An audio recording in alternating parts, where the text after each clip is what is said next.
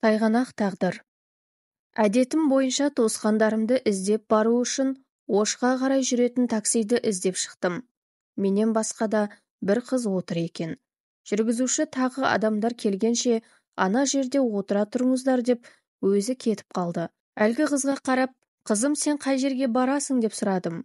Жанары мойылдай қара, бота көз ақ құбадан келген талдырмаш денелі сұлу қыз екен. Апай, мен Өзген қаласына барамын. Өзіңіз қайда барасыз деп нәзік үнмен менен тым жай бәсең дауыспен сұрады. Барар жерімді айтып жолымыз бір екен деп қуанып қалдым. Уақыт өтіп барады. Сапарымызға серік болатын жолаушылар көрінбейді. Екеуміз жүргізушіге жүк салған сумкаларымызды қалдырып, жақын жерде орналасқан асханаға барып отырдық. Менің танысып алайық деген сауалыма басын изеп, есімім Қаныкей болады, апай деді. Жанарынан құсалықтың, сағыныштың, қайғының ізі жасырынып тұрғанын байқадым. Бірақ жайдары сөйлеп тамақ шайға тапсырыс беріп, әңгімелесіп отырдық. Қайдан келе жатсың деп бір рет келгенде сұрап қалдым. Қыз күле қарап, Ресейден келе жатырмын апай деді. 3 жылдан бері ауылға енді келе жатқанын айтып, тамағын кернеп алды. Жүрегінде жазылмас жара бар екенін сезіп үнсіз отырып қалдым. Осы кезде қолындағы телефоны шырылдады. Апа қалайсыздар, аман есенсіздер ме? Мен ғой Қанекей, телефон соқсам ешкім алмады. Тыныштық па? Аға жеңгелерім қалай? Бала шаға түгел аман ба деп сұрақты жаудырып жатыр. Телефондағы жауап маған жақсы естілмесе де қыздың түріне қарап, жақсы жауап алмағанын байқадым. Реңі құп-қу болып, жанарынан аққан жасты қолымен сүртіп, апа, мен де сіздерді баламды қатты сағындым. Неге келмей кеттің деп сұрай бересіңдер. Менің атым Ақша емес қой. Сіздерге айтсам, келме деп айтама деп айтпай келе жатырмын деді. Осы сөзді айтып бола бергенде байланыс үзілді. Байланыстың үзілгеніне сене алмай бір нүктеге қарап қалыпты. Менен ыңғайсызданбасын деп өткен-кеткен адамдарға қараған болып отырдым. Тамаққа берген тапсырыстарымыз келе бастады. Қанекей алдына тамақ келгенде де тамаққа көңіл бөле алмай, әрі-сәрі күйде қапаланып отырған еді. Ал қызым тамақ суып қалады дедім. Апай, Ресейде немесе басқа шетелдерге шығып, жұмыс істеп жүрген балаларыңыз бар ма деді, аянышты көзбен қарап. Иә, Мәскеуде қыздарым бар дедім. Сізге жиі келіп тұра ма? Қанекейге сұраулы жүзбен қарап тез жауап бере бастадым. 10 бала тусаң да, әрқайсының орны бөлек болады екен. Сағынам қызым. 1 жылдан асса болды қашан келесіңдер деп шыр-пырым шығып сұрай берем дедім. Қанекей, қандай бақытты қыздарыңыз деп көзінен моншақтап жас төгіле өксіп жылап жіберді де сөйлеп кетті. Мен түстіктегі шағын ауданның бір ауылында дүниеге келдім. Үйімізде 7 бала бір туғанбыз. Ең кенжесімін. 4 әпкем бар. 4-еуі де батыс жақта тұратын жігіттерге тұрмысқа шығып кеткен. Бәрі балалы шағалы. 2 ағамның үлкені Ресейдің Иркутск қаласында жасап сонда қалып кетті. Кіші ағам қайын жұртында бала шағасымен. Әкем мен мектеп бітірген жылы қайтыс болып кетті деп сөзін бастады. Үйдің кенжесі болып еркелеп өспедім. Әпкелерім үйдің үлкені болған соң мектепті бітіріп Ресейге кетісімен тұрмысқа шығып кетті. Ағаларым да Ресейде. Мен үйде мал қарап, үй ішіндегі түйсікпен өте қиналып бой жеттім. Әкем байғұс өте қатал кісітін. Тапсырған жұмыстарын оның ойындағыдай етіп істей алмасам, еркек бала секілді ұрып соғатын. Апам болса ара түсуге де қорқатын. Бірақ бәрібір әке-шешем үшін бәрін ұмытып, жұмыс істей берем. Бой жетіп мектепті бітірмей жатып, құда түсетіндер көптеп келе бастады. Шындығына келсек, сөз айтқан түрі басы келісті, әдемі жігіттер де көп болды. Әкем мен ағаларымның қатал, ауыр мінезін білген соң ешкіммен сөйлеспедім. Сөйлесуге уақыт та жоқ еді. Мектеп, үй деп жүріп, мектепті де бітірдім. Әкем ауылдың ең бай адамының тентек баласына қалың малға 10 шақты ірі қара мен 2 жылқы, бір үй пәшкі ақша алып, жылағаныма қарамай тұрмысқа беріп жіберді. Қыздардың бәрі басқа жаққа кетті.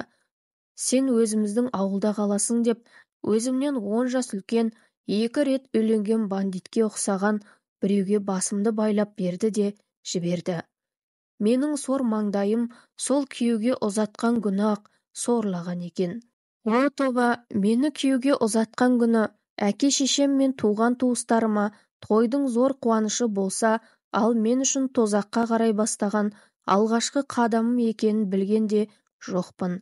Қайын жұртым бай бақуатты, үлкен қорғаны бар, сәулетті 2 қабат үйде тұрады екен. Жақсы жерге түстің, бағы бар қыз екенсің деп, жора жолдастарым, туысқандарым таңырқап сілекейі шұбырып мақтай жөнелді. Алғашқы неке түні күйеу бала мас па түсінбедім. Менің лақтай болып бүрісіп, қорқып тұрғаным оған шыбын шаққандай әсер етпеді. Мені жұлқи тартып, қарсылық білдіргеніме қарамай, бетімнен салып жіберді.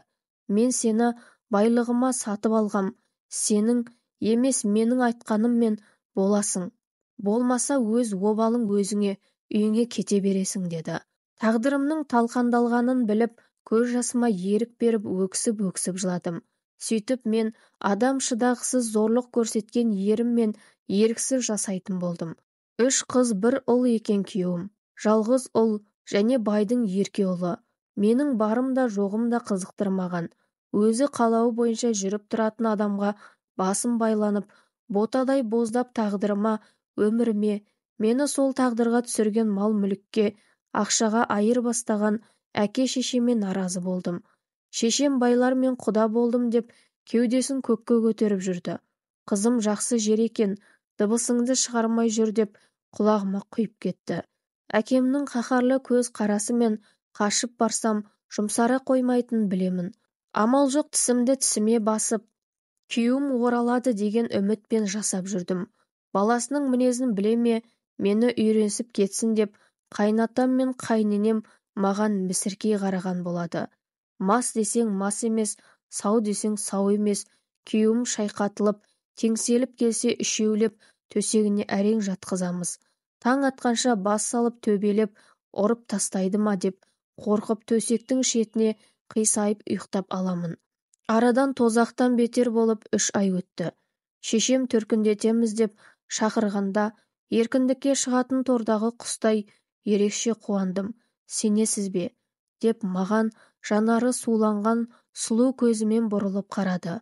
Сол арада жүргізуші келіп, әпкелер жүріңіздер деп шақырып алды. Көліктің артқы орындығына екеуміз отырдық және 6 адам алып жолға шықтық. Біраз жүрген соң онан кейін не болды?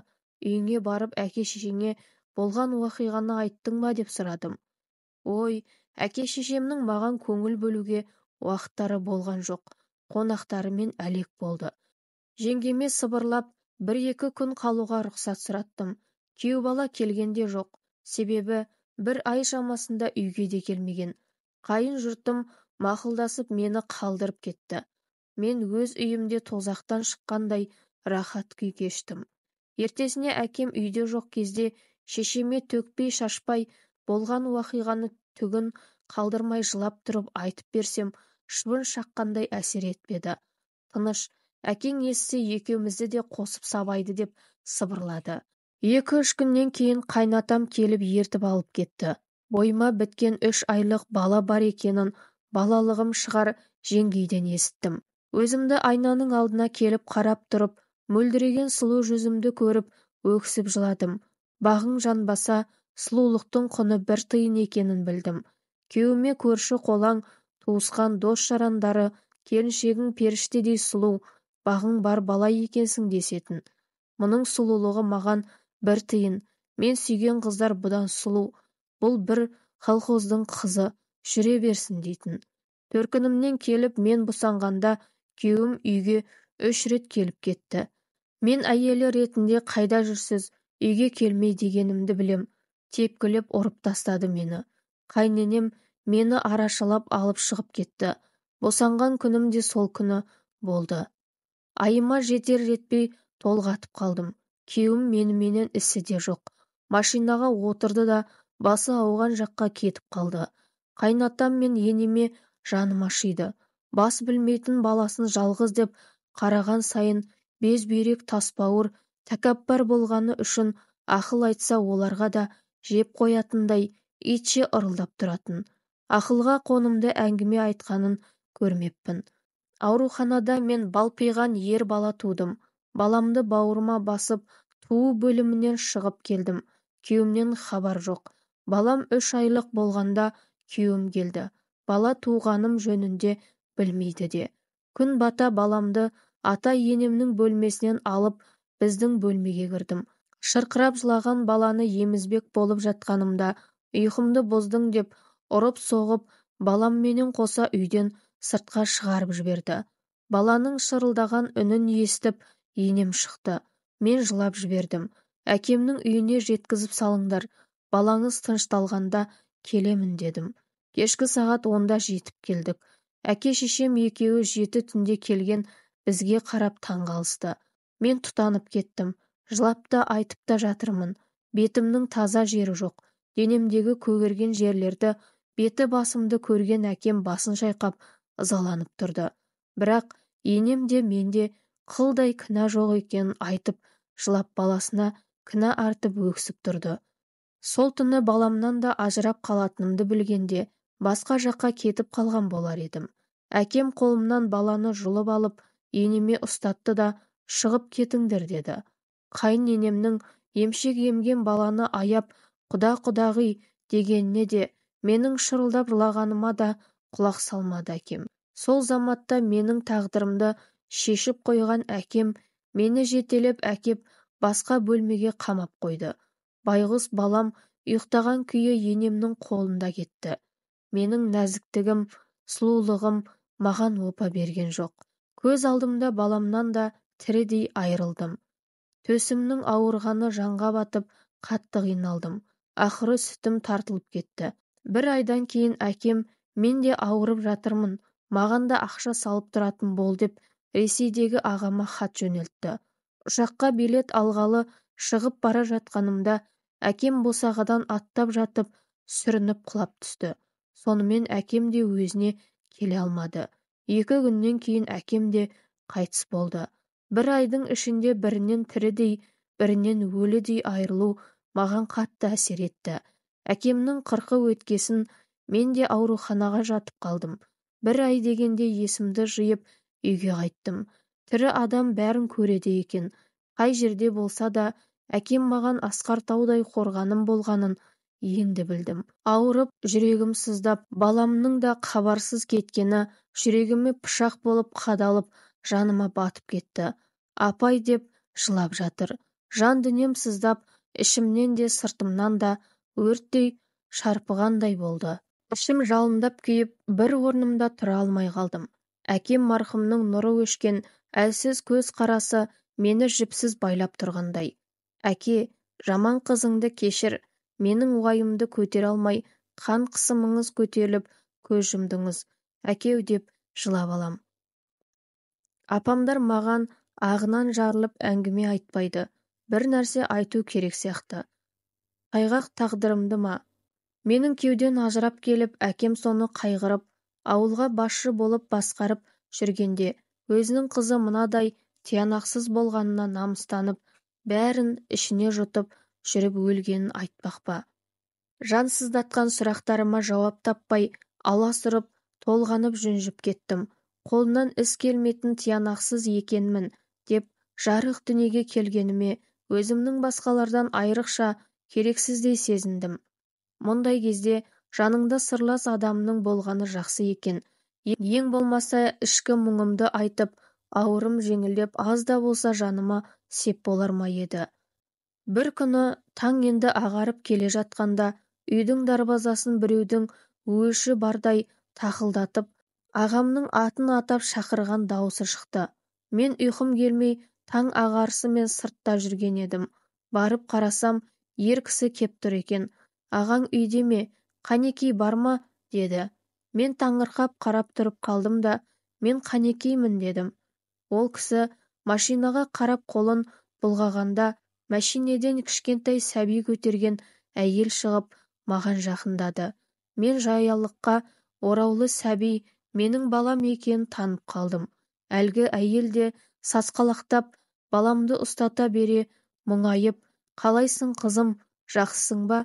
Мына балаңды енеңнің аманатын тапсырғалы келдік. Біз көршісі боламыз деді. 2 айдан асып 3 айдан бері көрмеген баламды енді ғана көріп тұрмын. Балам да мені танып жүрегі сезгендей маған қарай талпынып жатыр. Шындығын айтқанда, келген адамдарға көңіл де бөлген жоқпын. Балама қарай қалай ұшып жеткенімді білмеймін. Құшағыма қысып өкіріп жыладым.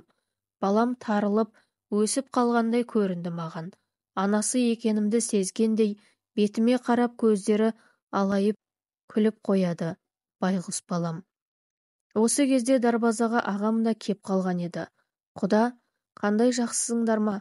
Біз баланы Қанекей келінімізге алып келген едік. Баланы қараған әжесі де қан қысымы түспей тағдыр екен қаза болды. Бала қараусыз қалды, деді келген адам. Әжесі ақырғы демі шыққанша немерем деп осы нәрестеге көп көңіл бөліп қиналды. Әйелім екеуміз барғанда бәрінің көзінше Қанекейге апарып беріңдер, немеремді анасына апарып беріңдер деген еді. Табан астында ағамның аузына айтар сөз түспей, Құдай алдынан жарылқасын деп бетін сипады. Мен оларға жалт қарадым. Қайненемнен 1 жылдай бірге тұрып, бірге жасап жақсы сөзден басқа ештеңе естімеген едім. Ішім тұз құйғандай ашып, бүкіл денеме тоқ тигендей селк ете қалдым. Баламды құшақтаған күйі естіген құлағыма сенбей тұрған жерімде қатып қалдым. Bir жағы балама қолым жеткеніне қуанып жыласам, бір жағы жарқылдаған бауырмал енемнің өлгеніне қайғырып солқылдап тұрдым. Ағам, үйге кіріңіздер деді де келгендерге жолды көрсетті. Олар көнбей қойды. Қандай ауыр жағдай, күйеуімнің өмірге дайындығы жоқ екеніне қайғырып, нәлет айтып қайғырып жатты. Баламды енем қарайды деп көңілімді тоқ санап жүрген маған қазір нәрестемнің әжесіз қалғаны сай сүйегімді сырқыратты. Ойым оңға бөлінді. Баламды алып келгендер де қатал тағдыр таяғының аяусыз ұшы тиген маған жандары ашитынын білдірді де қайғырумен кете барды. Ағаммен қосылып үйге кіріп, апама қарап көзімнің жасын тоқтата алмай отырмын. Иә, қолыма баламды алғанымды, иә, енемнің қайтыс болғанына қайғырып жылағанымды білдіре алмай тосылып қарап қалдым. Апам бәрін тыңдап болған соң маған бата жасап барайық, Қанекей, балаңды бағып аламыз қызым деп кібіртіктеп тұрып қалды. Шындығы керек, апам да аңырап тұрып қалғанын сездім. Әкем қайтыс болғанда байғұс қайненемнің туған туысқандарын бата жасауға рұқсат сұрап ертіп келгені бар еді. Сонда келгенде де ол, сені бәрібір алып кетеміз, өлген жерге нәрестені алып келмедім, баланы ойлама, мен тірі болсам қор қылмаймын, Қанекей, бекем бол қызым деп жылап сықтап кеткен еді. Баламды құшақтап солқылдап тұрмын, алдында не тағдыр күтіп тұр, бұл да мен үшін жұмбақ әлі. Басымдағы ауыр жағдай әкем мен енемнің қазасы болса, қуанышым түнде құшағымда жататын балам болды. Сағынышым тарқамай 2 күн баламнан бір елі ажырамай жанында болдым апай. Сенсеңіз 3 ай ембеген төсімді аузына салсам, сүт шығып кетсе бола ма апай деп, өткен күндерін еске алып, жас аққан сұлу көздерін жайнатып, маған қарайды байғұс қыз. Иә, оқырманым, жаным сыздап, Қанекей менен баласының еркелетіп жатқаны көз алдымнан елестеп өтіп жатты. Қанша дегенмен Қанекейдің айтқандарына беріле құлақсап, тыңдап, ішім тызылдап, жаным ашып барады. Апай, балам екеуміздің тағдырымызда алда не күтіп тұрғанын ойлағым да келмейді. Ең бастысы, балам қолымда. Енді өзім үшін емес, балам үшін қиындықпен күресуге үмітім тұтанып, аз да болса күшке ие бола бастадым. Баламды қолымнан түсірмей жақсы қарадым. Үй түйіншегінде мойныма іліп алып, әкемнің жылдық асына жеттік. Өлгенің өшкенің деген рас сөз екен апай. Әкемнің жылдық асы да өтті. Топырлаған ел, туғандар, ағайын туыстардың келісі саябырсып қалды. Әкемізге киген аза көйлегін де шештік. Балам болса тіп-теттей болса да қимылы, ширақ, жұлдызды сұлу бала болып, қадам басып жүгіріп жүр. Ана менен баланы бір-біріне мейірімді етіп жаратқан Құдайға шүкір қылып отырдым апай. Мезгіл деген зымырап, ұшып өтіп кете береді екен.